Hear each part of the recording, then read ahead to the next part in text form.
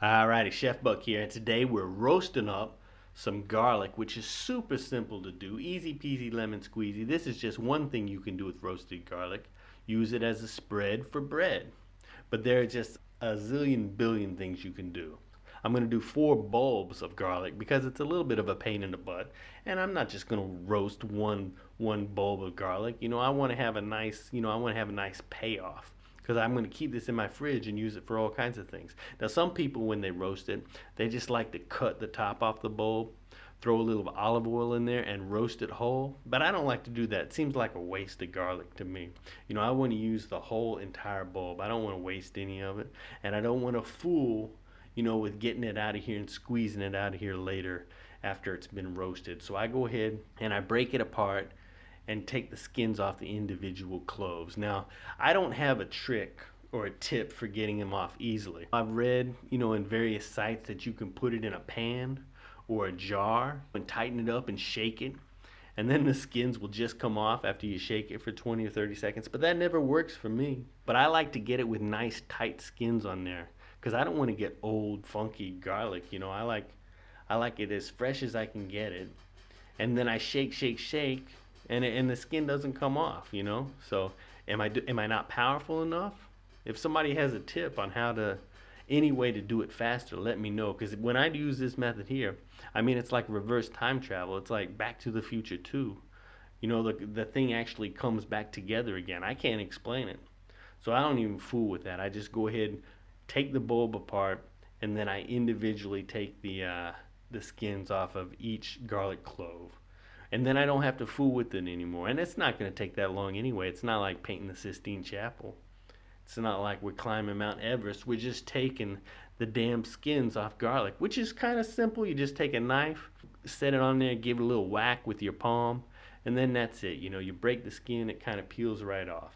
Some of them are easier than others, but really, it's not rocket science. The main thing is you got to have a light touch. Like boom, just like you were hitting your nephew on the head just to get his attention. That's all, just a little light touch because you don't want to smash it. But this took me about 10 minutes, 10 solid minutes, and boom, there I have it. I don't have to fool with them anymore. Just throw them out on some aluminum foil, as they say across the pond. And then I'm just going to throw a little bit of olive oil on here, some salt, some pepper, and then you can put whatever kind of herbs and seasonings you want. I'm going to use a little thyme, just some dry thyme, and I'm going to rub it between my hands and get it on there. And then we're going to take the aluminum foil and then fold it up. Like when you get food to go and they turn it into a nice swan. This is going to be kind of like that, but it doesn't look like a swan. It looks like a volcano maybe. And then we're going to take that, we're going to slide it into an oven preheated at 400 degrees Fahrenheit and let it roast away for about 30 to 40 minutes. I think this went for about 35 minutes and then it was set. And I could have let it go longer. If I'd have let it go for 45 minutes or 50 minutes, it would have been fine. It just would have been a little softer. You got to be careful when you're taking the foil apart, because steam's going to come up and you don't want to disfigure yourself, with that scalding steam. But you can eat them right now. They're nice and soft, and it's not like eating raw garlic. Once you roast it, even just for a half hour, you can throw it in your mouth and it tastes muy fantastico.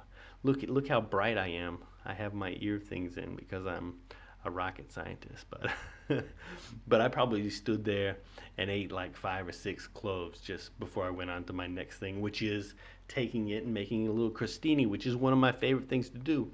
Right after I roast garlic while it's still hot, throw it on some bread and spread it around just like butter. You could actually put butter on here or a little more olive oil and make it a little creamier, but it's not necessary. Just the garlic by itself. And throw a little cheese on there. This is feta cheese, which is fantastic.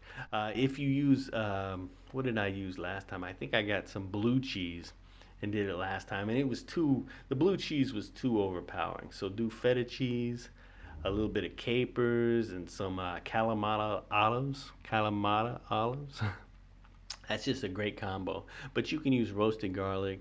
If you have day-old rice, old rice or old quinoa, it adds a great flavor. You can throw it in mashed potatoes.